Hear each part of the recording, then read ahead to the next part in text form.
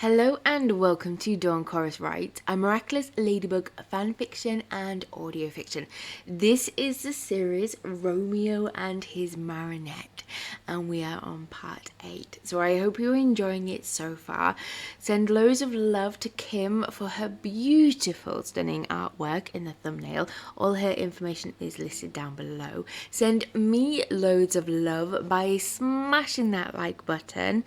Comment down below what you think of it and what will happen next, because there will be another part, and make sure you subscribe so you do not miss out. And if you got to part 8 and you haven't subscribed, what are you waiting for?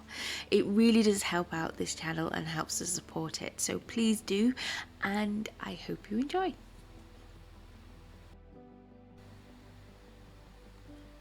Part 8.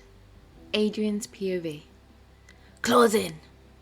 Adrien mumbled, whilst listing off ideas in his head for the best course of action.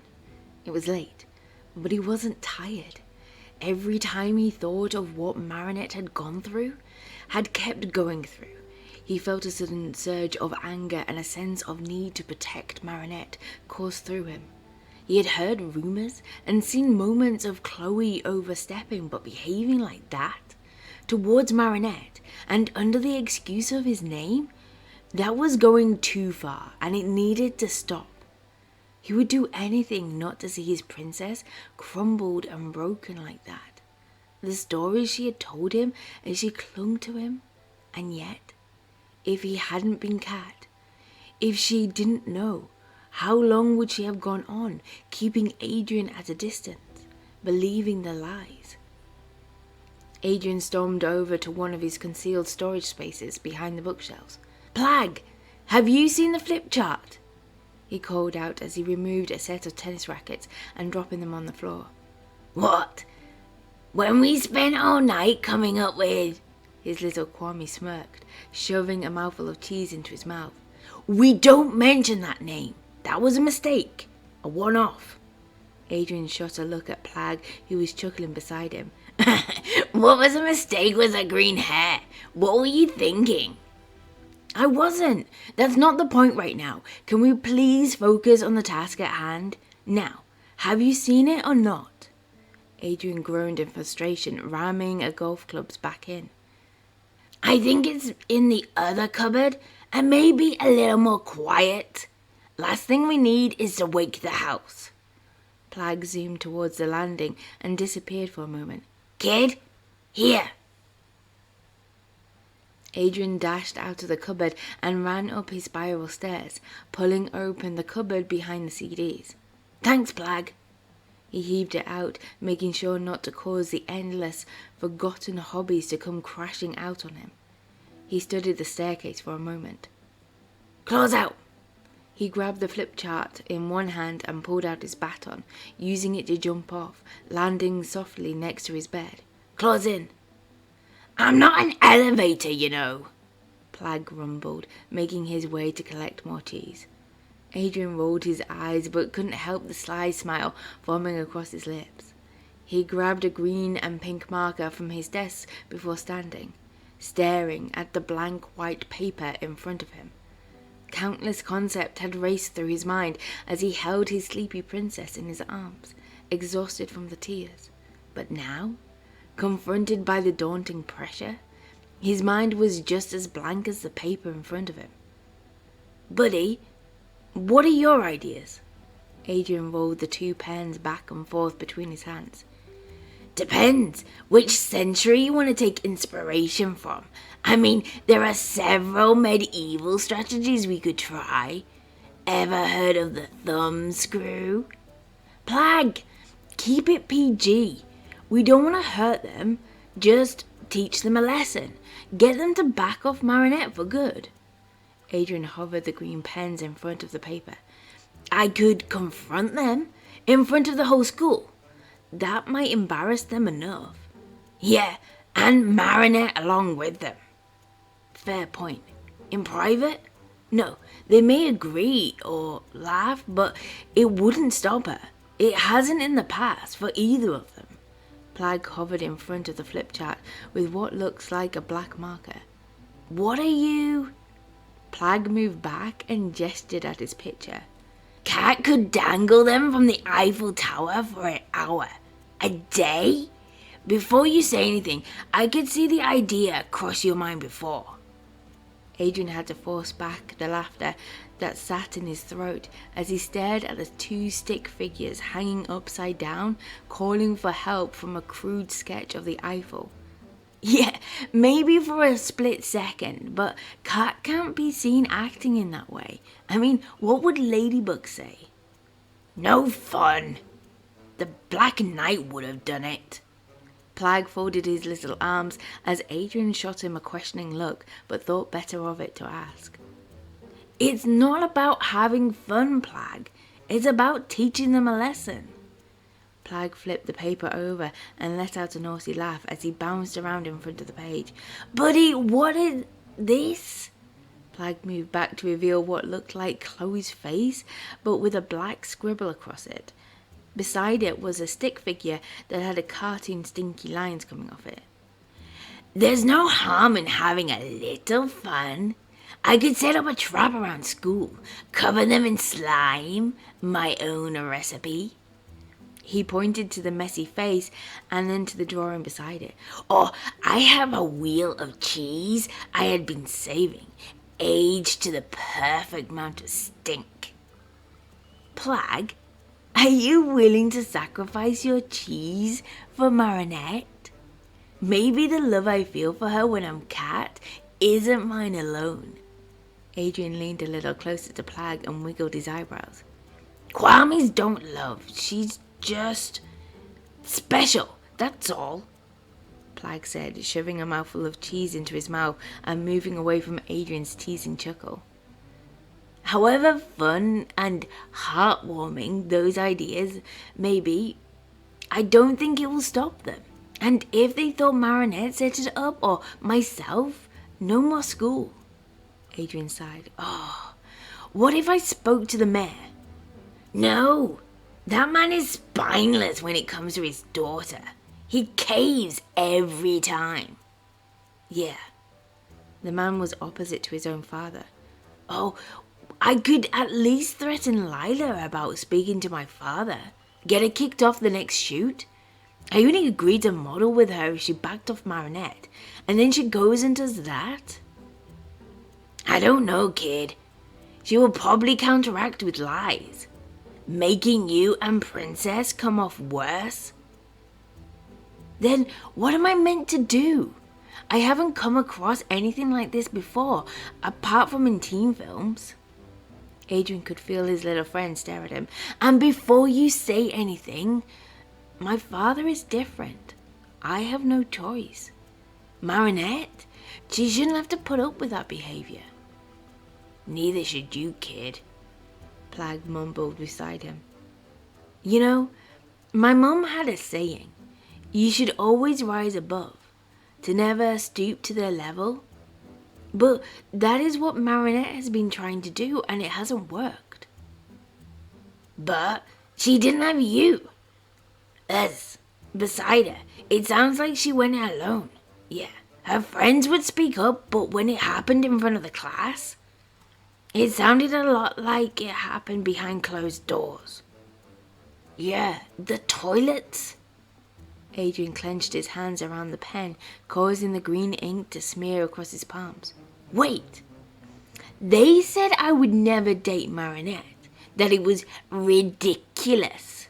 But we are dating. I love her. He couldn't help a massive grin form across his face as memories of the past week flashed across his mind. What if we made it public? Showed everyone how much he means to me? How much we love each other? And with the whole school behind us? They couldn't say anything about it then. But if you went public, wouldn't your father try and stop it? He can try, but like I told Marinette, I won't let anyone come between us, even if it means defying my father.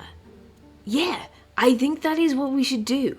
Follow my mum's advice, rise above by not hiding in the shadows. I still think you should let me set a few traps around the school. falling paint that would dye them blue, including her blonde hair that she never stops going on about. Plagg sniggered. Or maybe green with envy. Why don't we have that as a backup, just in case my idea fails? Adrien laughed, rubbing his buddy across the head to Plagg's disgust. But in the meantime, I need to plan the best day-long date for my princess, starting with walking her to school, spending lunch with her, maybe convince Alia to switch seats. And after school, we could grab ice cream, a movie, go for a walk holding hands. Sounds sweet, kid. But will Princess agree to this? And don't you think you need some sleep? Well, I was thinking. I don't think I could sleep even if I wanted to.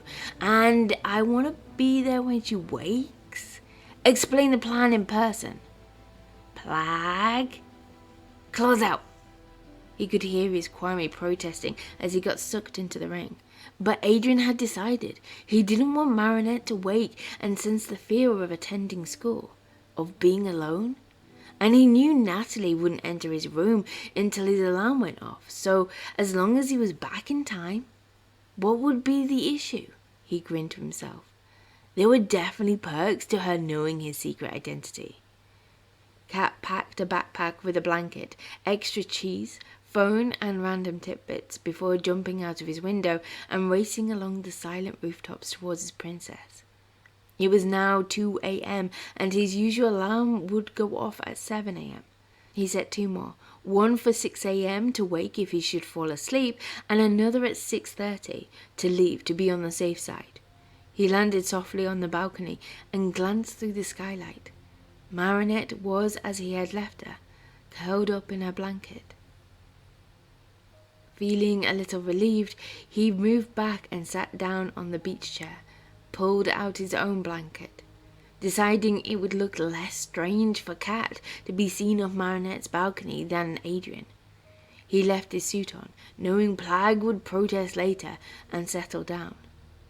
His arms felt empty, sitting in this chair now, and not having them wrapped round his love like hours earlier, gazing towards the night sky, attempting to spot a star amongst the glow of the city and the scatter of clouds. He imagined what their date would look like as he felt himself drifting off. He hadn't expected to be startled awake by the cry of his princess. Cat jumped to his feet, still half asleep, not sure what was happening. Then he heard her call out again, her voice filled with fear and emitting through the window. She was having a nightmare. Taking a deep breath, calming his racing heart from a sudden rush, he wiped his eyes, pulled open the skylight. She was tossing and turning, becoming tangled in the blanket as she fought to free herself. Instinctively, he jumped down and tugged at the edges to help. Marinette, it's okay. I'm here. He stroked his gloved hand across her forehead. He needed to feel her touch, skin to skin. Claws in, he breathed. No, not again, she moaned, her hand held out in front of her. Her expression displayed fear, dread, whilst her eyes remained closed. He sat on the edge of the bed and cupping his hands around hers, drawing them towards his lips as he kissed them gently. I'm here, my love. You're not alone. I've got you. Her limbs were calmed at his voice. Adrien? The fear had been replaced with a tenderness. Yeah, it's me. I'm here. He gave her hand a little squeeze before placing them at her side. He was about to slink off the bed when she spun onto her side and wrapped her arms around his waist, clinging onto his hoodie. Stay. Please. She nuzzled her head closer into his side. He felt himself melting at her touch, her warmth, her love. Always my love. He managed to shuffle himself so that he was lying beside her, her head now finding his chest, but her arms were still wrapped around him as they both drifted back to sleep. A deep sleep had descended over him, forgetting where and why he was there. So when the alarm went off, he couldn't help jumping at the sensation of arms wrapped around him, causing Marinette to spring to life, holding the same confused expression. Adrien? Have you? Why? All night? The blush forming across her cheeks was adorable, and calmed his racing heart enough for the memories of last night to clear. Remembering the plan he had formed with Plagg on returning, and the nightmare. No, not all night. I had headed home, but I didn't want you to worry when you woke. Then you had a nightmare. He rubbed the back of his neck, now worried how this might seem to her. Was he overstepping? Oh, yeah, I thought that had been a dream, but I guess not. She let out a little chuckle. Thank you for being there. Adrien moved his hand from his neck and gently placed them on top of hers as he twisted the blanket on her lap. I will always be there for you, Marinette. I love you, and there isn't anything I wouldn't do for my girlfriend. I love you too, but I still can't believe you want to be with me after yesterday. I'm sorry for pushing you away. We have talked about this. I understand. In fact, I have a plan on how to tackle it. Adrien grabbed his phone from the side. He had the time. I'm not going to let Chloe and Lila treat you like that anymore, Marinette. Adrien, I don't want to cause trouble. I don't want it to come back on you. It's fine. She cast her gaze downwards. It's not fine. We can do this together. Trust me. He slowly lifted her chin until her eyes met his. In the early morning light, the ocean blue was more like the sapphire of the Mediterranean Sea. Always. There is no one I trust more, as Adrien and as my kitty. Oh, how much he wanted to spend the day swimming in the sea. So I was thinking we tell everyone that we are serious about our feelings and now dating. I was thinking if we went public, showed everyone, then there is nothing anyone could say. They would still find a way, she muttered. He wasn't going to tell her how he was still planning to confront Chloe at school, in private, exposing the not-so-gentle side of Adrien, but the one that she'd only seen once before in their childhood, knowing the impact it will have. If they do, tell me, and we will deal with it together. You're not alone, my love. Never again. How did I end up being this lucky and deserving of you? She breathed, leaning in closer to him. The alarm from his phone rang out. He needed to head back. He groaned. Oh, I need to go, my princess, before I'm missed. But I will pick you up here in an hour. Head to school together, and after school, may I take you out on our first date? Really? Our first official date? Yeah, I would love that. So I will see you in an hour? She turned her head and brushed a light kiss on his cheek. He could feel the heat rising to his face. I had better head. Plagg? Morning, princess. You need to get some better cheese. The little Kwame arrived from somewhere and floated in front of them. Plagg? Rude. Of course, Plagg. Any requests? Marinette grinned at Adrien's little gremlin, not taken back by the strangeness of it all. But then he remembered she was Multimouth, which seemed like a lifetime ago now. Camembert. The gooier, the better. Please. Maybe you can show me, and we can pick some up this afternoon. She was directing her look towards Adrien now. Oh, yeah. Sounds good to me. Claws out.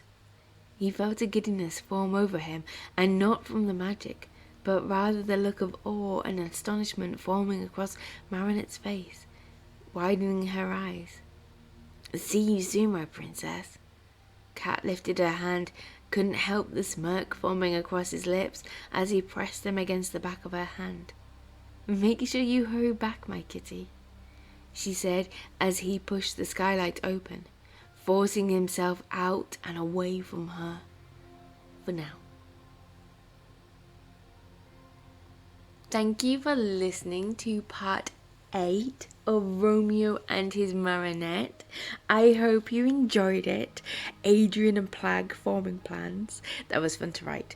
Make sure you smash that like button. Comment down below what you think of it and what will happen next in part 9. And make sure you subscribe so you don't miss out on this series or other one-shots or gems or future series to come. And I hope you are good, and I will speak to you soon. Bye.